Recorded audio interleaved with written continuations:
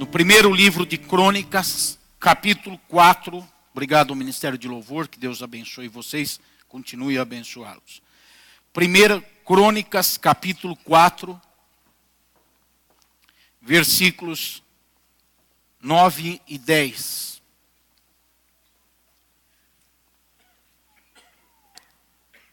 Diz o texto sagrado, 1 Crônicas 4, 9 e 10. Jabes foi o homem mais respeitado de sua família. Sua mãe lhe deu o nome de Jabes, dizendo: com muitas dores o dei à luz. Jabes orou ao Deus de Israel: abençoa-me e aumenta as minhas terras.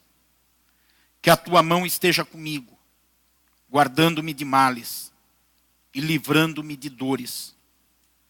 E Deus atendeu ao seu pedido. Extraordinário. Extraordinário. Um homem que ora e Deus atende o seu pedido. Que extraordinário. Pode sentar. Você pode pensar, mas o que há de extraordinário nisso? O que há de extraordinário é que tem muita gente orando e Deus não está atendendo. Isso é que é o extraordinário. Vamos entender esse tipo de situação, vamos entender esse tipo de coisa. Vamos entender porque muitas orações se tornam infrutíferas. De antemão, o apóstolo Tiago ele já salienta o seguinte: quando pedimos de forma egoísta para gastarmos em nossos interesses coisas mesquinhas, a nossa oração fica infrutífera. Não vamos receber nada do Senhor, diz Tiago, quando oramos dessa forma.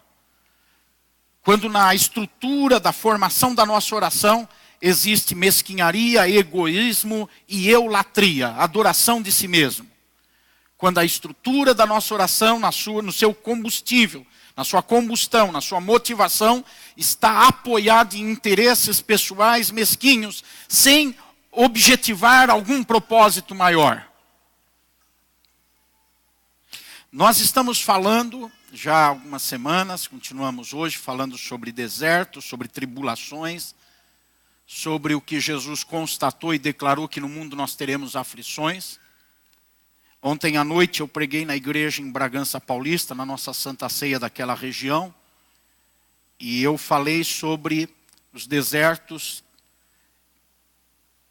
no seu campo de criação, de formação, e pelo menos existem 3 formas de que surgem desertos na nossa vida. O primeiro deserto é o criado a partir da não existência de fatos, é o deserto psicológico, é da imaginação. É fruto da ansiedade, da preocupação, da mente doente, da mente negativa, do coração de sentimentos amargos.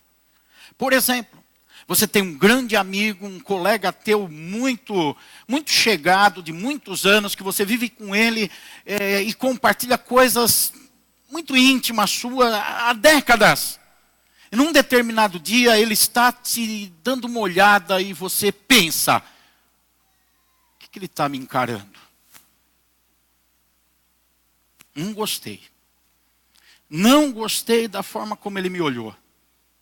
E ali começa a construir-se no seu interior, na mente, no coração, toda uma estrutura de pensamento de que acha que aquele teu amigo não gosta de você.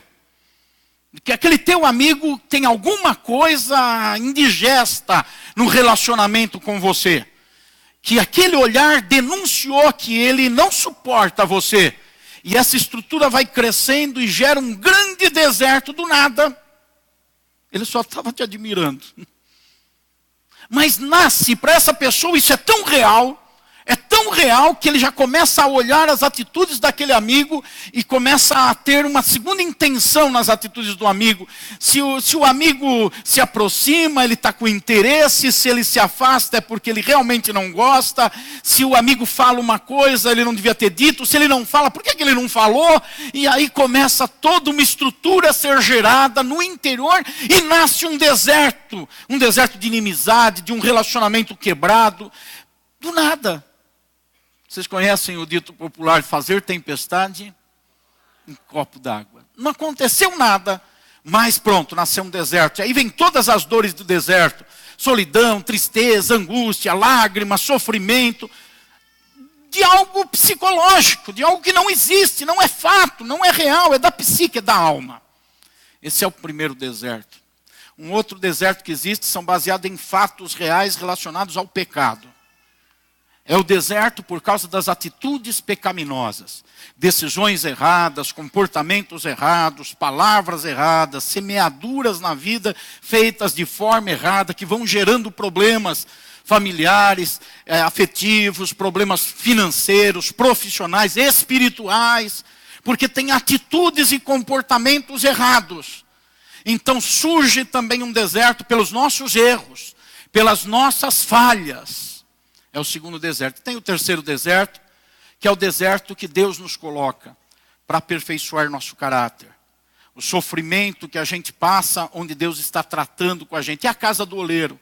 É aquilo que Deus diz, vai até a casa do oleiro. É como que Deus dizendo, vai até um deserto. Ou Deus nos pegando e nos levando para um deserto, para que a gente viva o deserto e no deserto aprenda e cresça e amadureça e se torne uma mulher, um homem mais preparado, seja na família, seja no trabalho, seja no relacionamento com as pessoas, na espiritualidade, no ministério. Eu louvo muito a Deus pelos desertos que passei, que tenho passado.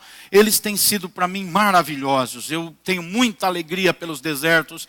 Se eu pudesse voltar atrás e todos os anos que eu vivi no serviço de Deus e tenho vivido, e eu não mudaria as dificuldades que eu passei, as lutas, os problemas, as aflições, em vários sentidos, não mudaria nada, eu queria tudo de novo, porque isso tem me ajudado até hoje e está me ajudando. São os desertos que Deus nos prepara, que nos coloca para nos preparar. Deus colocou José numa cela, lá no Egito, Ele colocou numa cadeia para prepará-lo. Deus colocou Daniel na cova dos leões para prepará-lo. Deus foi colocando pessoas em lugares para prepará-los. Eles não fizeram nada errado, mas eles sofreram. E nesse sofrimento veio maturidade, veio experiência, veio crescimento. Na tribulação nós somos forjados, nós somos no fogo preparados para sermos o que Deus quer que a gente seja. Bom, eu estou falando do que eu preguei ontem, dando base para o que eu vou falar hoje com vocês, porque eu vou falar sobre o comportamento, a reação, a forma que nós temos que agir no deserto. Como é que nós temos que agir? E tudo se resume numa coisa, orar. Tudo se resume em orar. Seja o deserto psicológico, precisa vencer isso pela oração.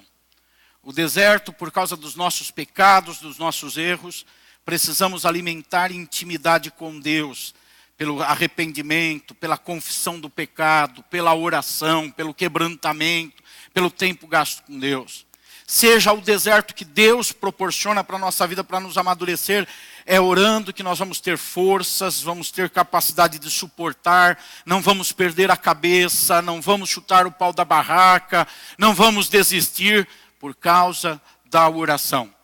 É necessário orar no deserto. No deserto, a melhor reação que existe é orar. Não adiantam as mensagens que temos pregado sobre deserto aqui, se não estiver tudo isso envolto na nossa vida por meio da oração. Não adiantam seminários sobre como reagir no deserto, como passar pelo deserto, se não houver oração. Eu falei desse tema no começo do ano ou no fim do ano passado, não lembro exatamente, sobre reagir no deserto, e fiz ali a analogia de dois comportamentos. O comportamento do profeta Elias, que passou no deserto, e Elias foi para a caverna, no seu deserto. Não interessa agora para nós se era psicológico, se era por seus erros, se era uma aprovação de Deus. Mas ele foi para a caverna, ele quis a morte, ele se isolou, ele se afastou, ele reagiu dessa forma no deserto. E nós fizemos analogia com Ana, aquela mulher que não podia ter filhos, e ela foi para o templo para orar. Ambos passaram para o deserto, mas um se isolou. Um fugiu, quis distância de tudo e de todos. alimentou um sentimento de solidão, quando na verdade ele não era sozinho. Ele pensava, só eu estou servindo a Deus, mas haviam mais 7.000 homens que não haviam se prostrado diante dos outros deuses das Escrituras e que serviam a Deus com integridade. Mas ele, no seu isolamento, ele pensou, me tornei o único profeta, o único santo, o único que está certo, o único que... E se isolou, e se afastou de todo mundo. A pior atitude para quem entra no deserto é o isolamento. O isolamento leva para depressão, leva para angústia, leva para lágrima, leva para uma possibilidade maior de setas malignas serem colocadas na mente da pessoa que está isolada. Quando ela está isolada, ela não está meditando em Deus e nas coisas de Deus. Quantos irmãos, vamos ser sinceros, quantos irmãos se preocupam com alguma coisa às vezes? Quem sabe se preocupar?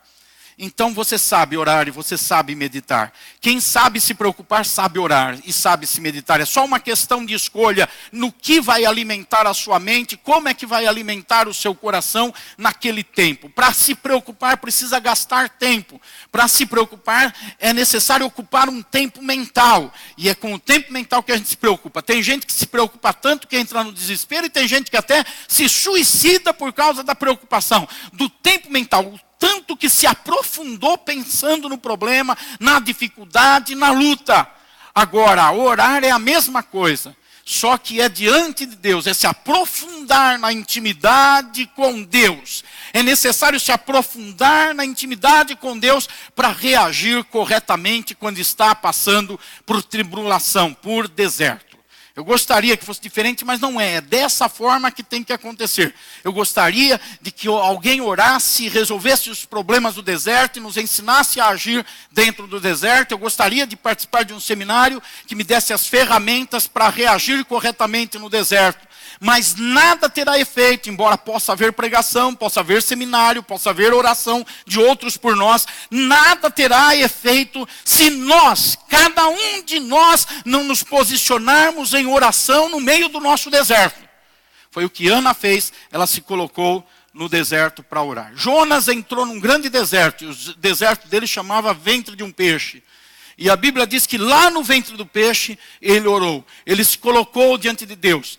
Ele é o segundo tipo de deserto. Ele estava ali por um problema dele, pelo comportamento dele, pela teimosia dele, pelo erro dele, por não aceitar o que Deus tinha para a vida dele. E ele foi para um deserto e ele orou ali no peixe. Ele podia ter orado no navio, ele poderia ter orado na bilheteria quando estava comprando a passagem para onde ele ia, ele podia ter orado num outro momento de calmaria, ou mesmo na tribulação quando estava no navio. Mas não, ele precisou chegar no ventre do peixe para orar. Deus vai te levar onde for preciso para você aprender a reagir no deserto. Ele vai deixar o deserto se intensificar na sua vida, na nossa vida, até a gente aprender a lição. Nós precisamos saber como reagir no deserto. E para reagir, nós precisamos aprender a orar. É assim que nós fazemos. Daniel foi perseguido em Babilônia e ele passou por um deserto. Ele não fez nada de errado. Era só uma provação de Deus. Deus estava talhando ele, estava preparando ele. E ele foi lançado na cova dos leões, lá no deserto. Mas perceba que no enredo da história, a ameaça era a seguinte: se alguém orar a outro Deus, será morto. Porque não pode orar a outro Deus a não ser ao imperador de Babilônia. Só para ele. Não existe outro Deus além do imperador. E Daniel orava 3 vezes por dia. Era um homem que estava preparado para passar pelo deserto, porque era alguém de oração. Eu vejo nisso, irmãos, que quando nós aprendemos a orar e nos alimentamos com a oração, nós estamos preparados para o deserto antes que o deserto aconteça. O deserto aconteceu depois para Daniel, mas antes de acontecer o deserto, ele já estava preparado, ele já estava pronto. O problema é que muitos são pegos de calça curta nos desertos da vida. Muitos são pegos despreparados no deserto da vida. Muitas pessoas vivem a vida solta, vão vivendo só atrás de dinheiro, de lazer, de diversão, de cultura, vão vivendo atrás das coisas dessa vida, algumas necessárias até que nós temos que ter, mas vão correndo atrás dessas coisas e não se preparam para os desertos, como se o deserto nunca fosse acontecer. Fala para o seu irmão, você pensa que nunca vai morrer um dia, você vira presunto. Fala para ele, você vai morrer um dia. A maioria das pessoas não vive pensando nisso. Eu não estou dizendo para você assumir aquela postura de ficar pensando no dia da sua morte toda hora. Mas muita gente não se prepara para a morte. Tem que se preparar para a morte em todos os sentidos. Tem que se organizar para isso. Tem que se organizar na vida para isso. Para poder morrer. É um grande projeto. É um grande projeto. Então tem que se preparar. Assim como as pessoas não se preparam para a morte, elas não se preparam para as tribulações. Elas não se preparam para o deserto. Elas não alimentam uma vida de oração. Muitos fazem como Jonas, só vão orar quando estão lá no ventre do peixe.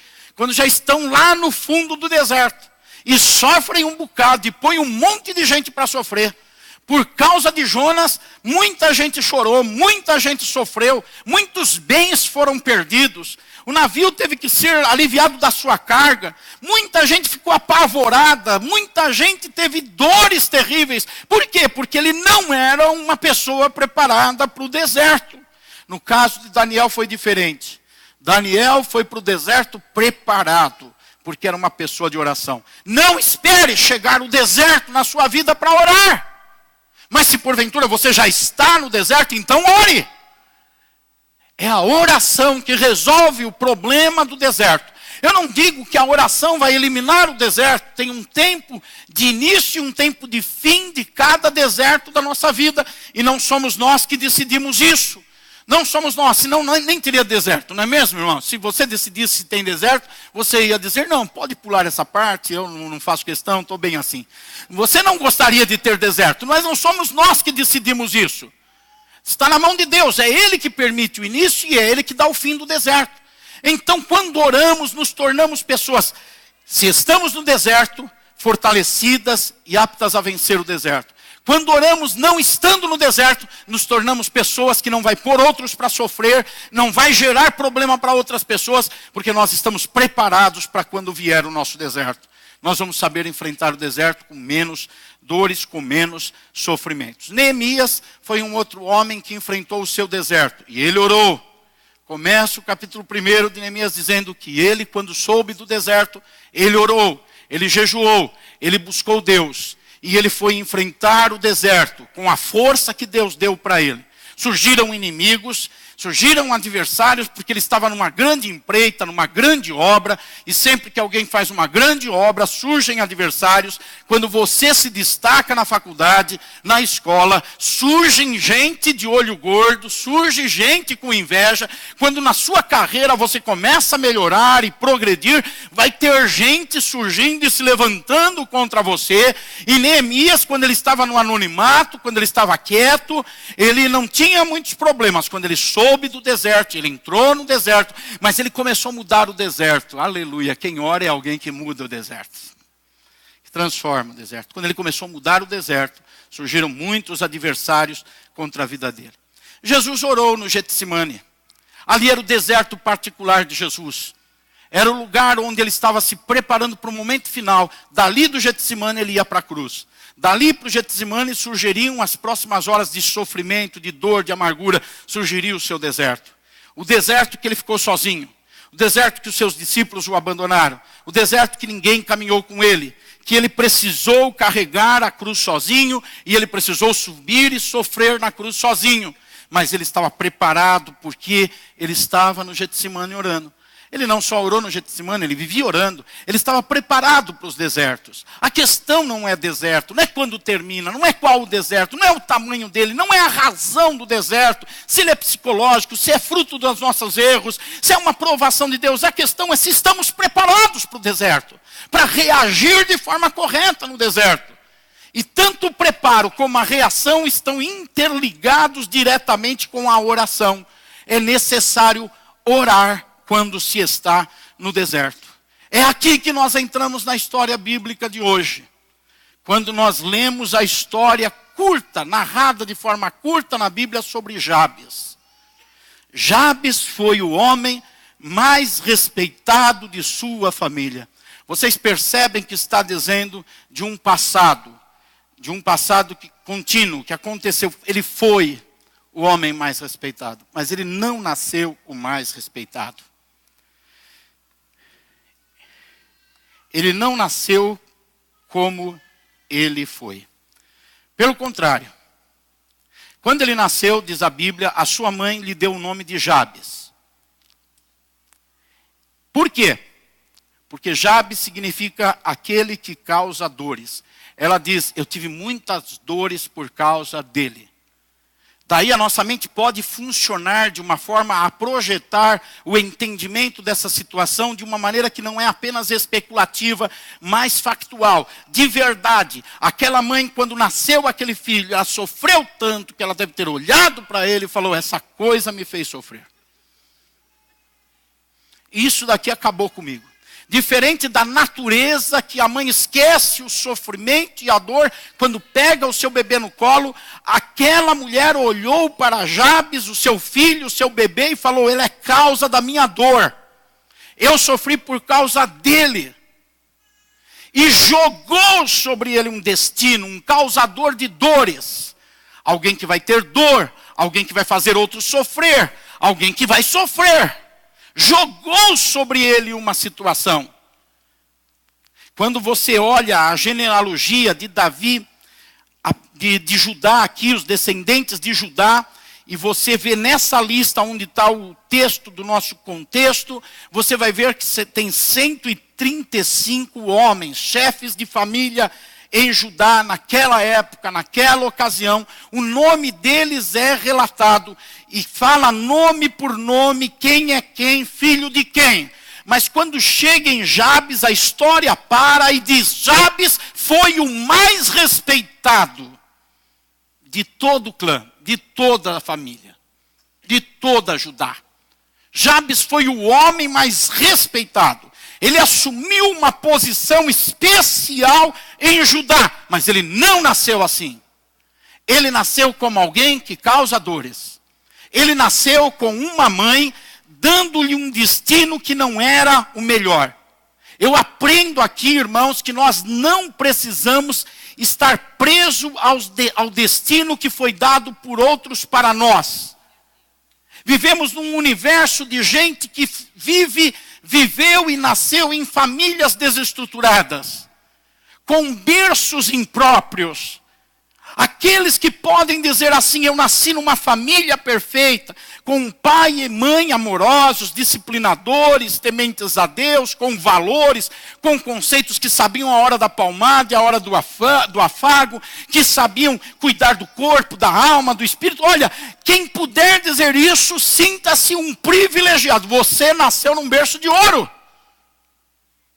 A maioria de nós, da população brasileira e mundial, nasceu em berço corrompido, em berço destruído, por causa das drogas, da prostituição, do adultério, da mentira, de um casal egoísta que cada um está pensando só em si, não estão pensando nos filhos, não estão pensando em mais nada, só olham para o seu próprio umbigo. Eles vivem, foram nascidos e são crescidos e formados em lares desestruturados, sem condições econômicas, sem condições sociais, falta de liderança espiritual de homens que não se postam diante de Deus como sacerdotes da família, falta de sabedoria nas mulheres que têm a língua solta, falam o que bem entende e não sabe edificar o lar. A maioria nasceu em lar desse jeito.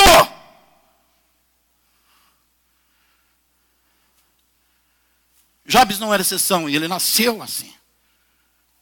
Ele nasceu desse jeito. Nós não precisamos estar presos ao destino que foi traçado para nós.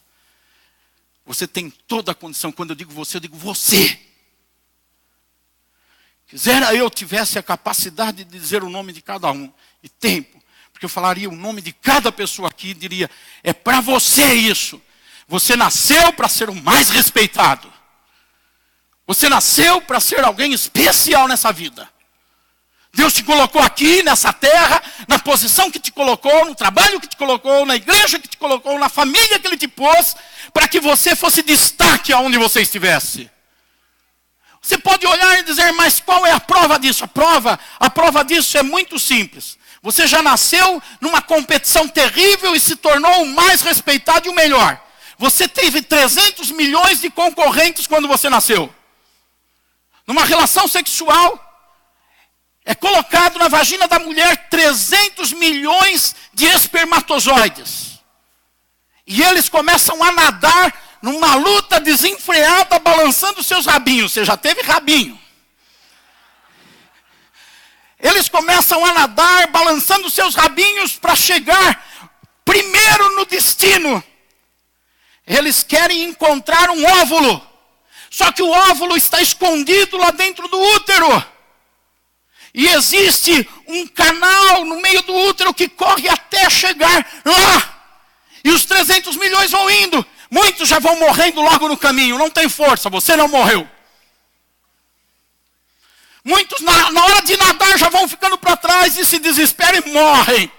Quando entram, chegam ali na porta do útero, tem um muco. Aquele muco engole e mata a maioria dos espermatozoides. Mas você foi esperto.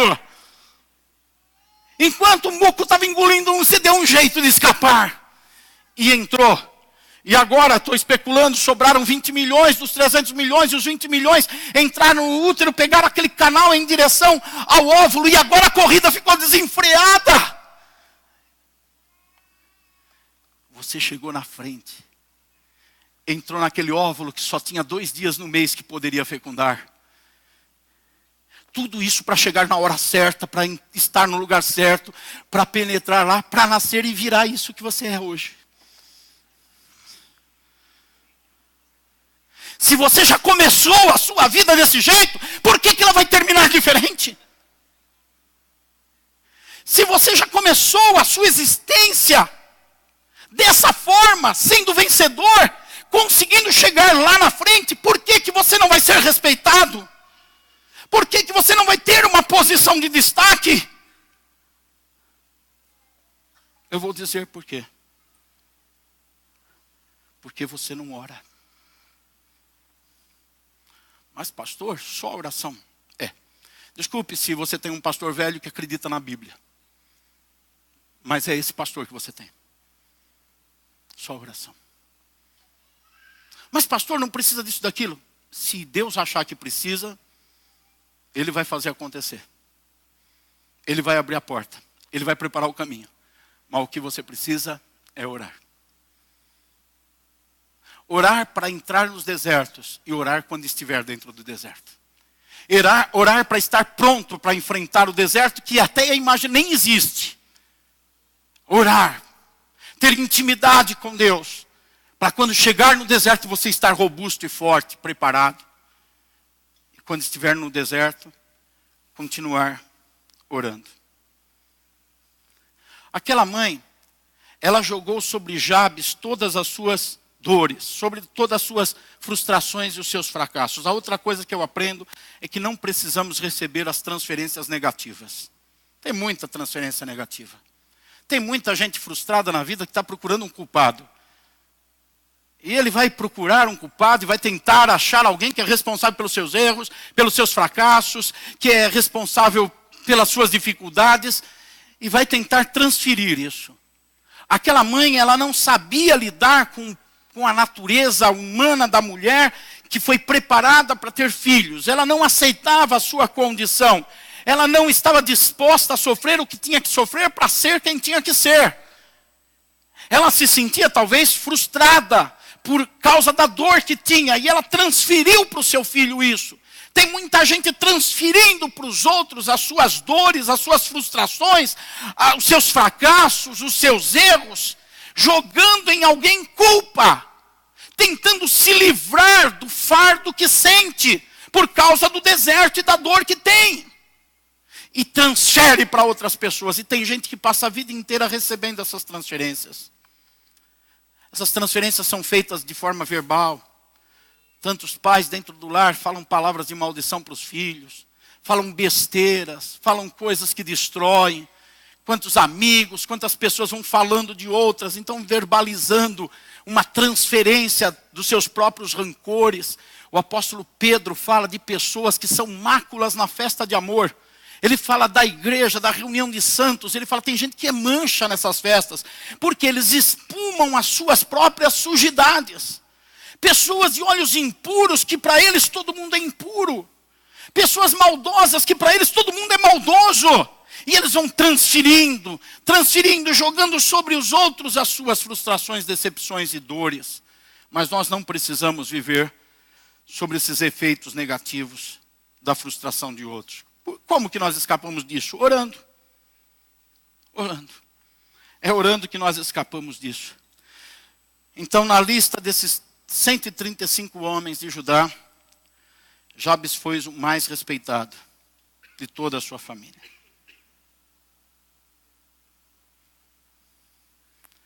Por quê? Quem é que tem essa resposta? Por quê? Ele orou, ele orava. Ele podia ficar lá no canto, ele podia crescer com aqueles complexos de inferioridade. Ele podia crescer dizendo: meu nariz é grande, é pontudo, é redondo, é pequenininho. Eu sou alto, eu sou baixo, eu cresci muito para os lados.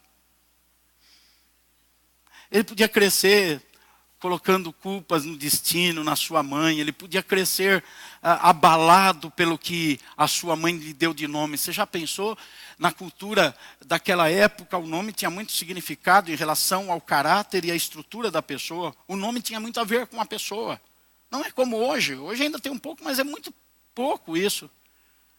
Eu lembro do João Batista, cadê ele? Está lá atrás, o bebê no colo. Uma vez eu, falando com ele, soltei assim: ô João. Ele falou: ô pastor, não fala assim não. Eu falei: por quê? João é lá na... Como é que é? Na vida velha quer dizer um cara largado, né? Alguma coisa assim, João? É em João. Então, dentro da cultura dele, quando eu falei João, assim, ele identificou aquela pessoa largada, jogada, malandro e tal. E ele disse: eu não sou isso, eu sou João. Esse tipo de situação, antigamente, nessa época bíblica, ela era muito forte. A ponto de Deus mudar o nome de Abraão, mudar o nome de Sara, mudar o nome de Jacó e assim por diante. Porque era muito forte. Imagine Jabes chegando na escola e dizendo: meu nome é Jabes. E os amigos e as professoras pensando assim: ah, ele é um causador de dores. Ele é alguém que traz dor para os outros. Ele faz os outros sofrer. É um Jabes. Ele podia crescer desse jeito. Podia ser um deserto eterno para ele. Podia ser um deserto que o acompanhava por toda a vida. Mas ele resolveu orar. É por isso que algum atrevido às vezes fala que eu sou feio. Eu nunca acreditei. Porque eu oro.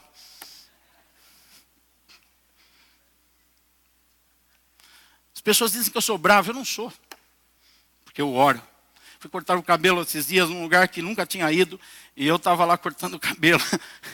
E o rapaz falou assim, quando terminou, ele falou assim: posso arrumar a sobrancelha? Eu falei: pode. Ele falou: eu pergunto porque eu não conheço, né? Eu já fui cortando a sobrancelha de gente que eu não conhecia. E a pessoa ficou brava: você com essa cara de mal aí, Deus me livre de levar um soco.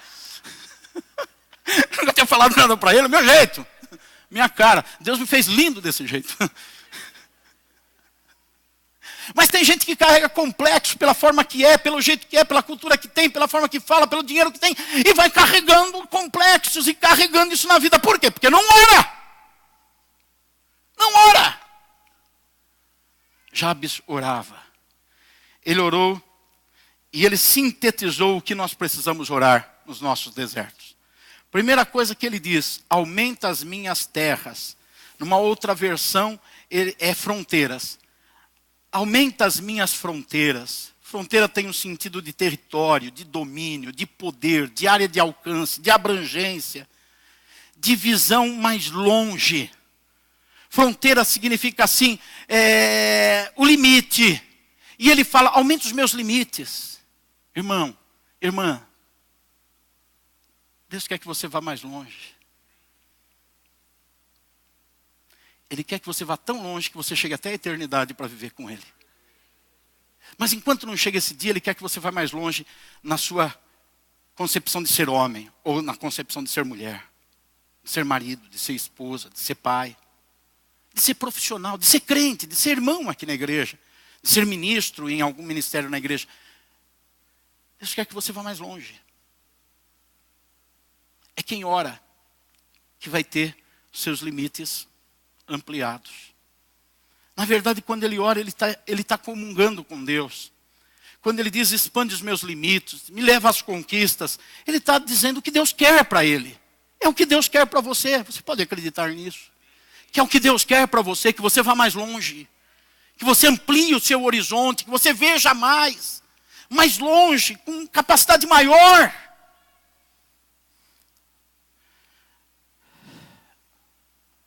Segunda coisa que ele ora, ele diz que a tua mão esteja comigo. Aqui ele está expressando a dependência que ele tem de Deus.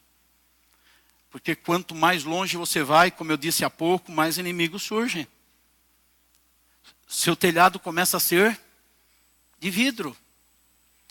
Mais visibilidade, começam a surgir situações mais difíceis. Enquanto você está ali a um Jabes, você é um coitado. Você é um largado. Você é só um causador de dores. Mas quando você vai mais longe, agora já não dá para ir sozinho. E Jabes não é bobo. Me leva mais longe, Senhor, mas a tua mão vá comigo. Eu não quero ir na minha força, eu não quero ir na minha capacidade, eu não quero alcançar pelos meus méritos. Porque quando surgirem os inimigos e as adversidades, eu não vou ter como reagir. Eu não vou saber como enfrentar. Lá no meio do deserto vai ser difícil de eu enfrentar os escorpiões, as serpentes, o calor, o frio. Vai ser difícil não ter a comida. Eu preciso ir mais longe, sair dos meus limites, mas eu não posso ir sozinho. Vem comigo, Senhor, mas vem com as tuas mãos. Mãos é aquela que faz, não é? Mão é a que produz, não é? Ele está dizendo para Deus, Deus, vem comigo produzindo na minha vida. Fazendo na minha vida. Deus não é carona. Fala para o seu irmão, Deus não é carona, irmão. Não põe ele do lado e diz assim, vamos, Senhor, aperta o cinto aí, eu já decidi a rota. E vamos. Não, Deus não é carona. Ele é que é piloto, ele que é comandante, ele que está na frente, é ele que dirige, é ele que define, é ele que fala. Ele não vai nos acompanhar, nós é que caminhamos com ele. É o que Jabes fala, Senhor, não me deixe sozinho, que a tua mão esteja comigo. Isso é a atitude de quem reconhece as suas limitações. O apóstolo Paulo, ele chega a dizer em 2 Coríntios 3:5, não que possamos reivindicar qualquer coisa com base em nossos próprios méritos, mas a nossa capacidade vem de Deus.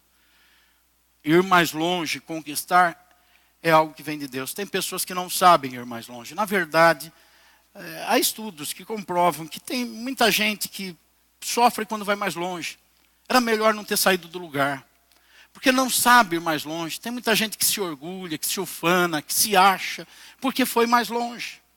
E não sabe depender de Deus, não sabe acreditar a Deus o seu sucesso. Deus vai te dar sucesso se você orar. Mas precisa saber acreditar a Deus o seu sucesso. Por fim, na oração Jabes diz, guarda-me de males. Guarda-me de males. Quando nós estamos na nossa zona de conforto, dentro dos nossos limites, e a gente acostuma com aquilo, a gente fica ali cercado com os nossos próprios cuidados. Porque a gente já sabe como fazer as coisas naqueles limites que nós temos. Quando a gente vai mais longe, surgem novos desafios. Surgem novas dificuldades. Entramos em constante perigo. Sai do conforto. Agora vai depender. Quantas vezes eu sou pego pensando na história da nossa igreja, no desenvolvimento delas, e pensando em tantas zonas de conforto que já tivemos. Podíamos ficar parados ali, só desfrutando, vivendo aquilo. Mas os desafios fazem parte da vida de quem quer ir mais longe. Se você quiser ir mais longe, precisa ter desafios na sua vida. E precisa se posicionar. E você vai ficar assim se estiver debaixo das asas do Onipotente. Guardando-me de males.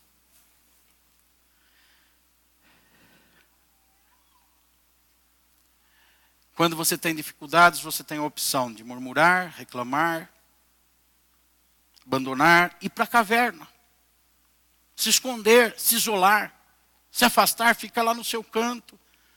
Porque você está sofrendo e talvez alimentar e se saciar pelo sentimento de autocomiseração ou por outros dizendo para você, coitadinho, pobrezinha dela, pobrezinho dele, como ele está sofrendo, está lá no canto. ou você pode reagir. Na adversidade, reagir. Não que você vai pegar e entrar com a tua força para lutar, mas vai reagir orando. Vai reagir alimentando uma intimidade com Deus, uma comunhão com Deus. E então você vai poder pedir essas coisas. Aumenta os meus limites, Senhor. Que a tua mão esteja comigo quando eu estiver indo mais longe. E que o Senhor me guarde, me proteja dos perigos que vão surgir, das dificuldades que vão aparecer. Quero convidá-los a ficar em pé para nós orarmos ao Senhor. Antes mesmo de cantar, enquanto eles vão tocando, eu acredito que seria bom agora os casais orarem juntos, ou dois irmãos, duas irmãs orarem juntos. Vamos fazer isso. Dois irmãos, os casais, dois amigos, duas amigas, vamos orar juntos. Vamos orar um pelo outro. Vamos cuidar um do outro em oração. Vamos orar, vamos orar. Segura um pouquinho, vamos orar.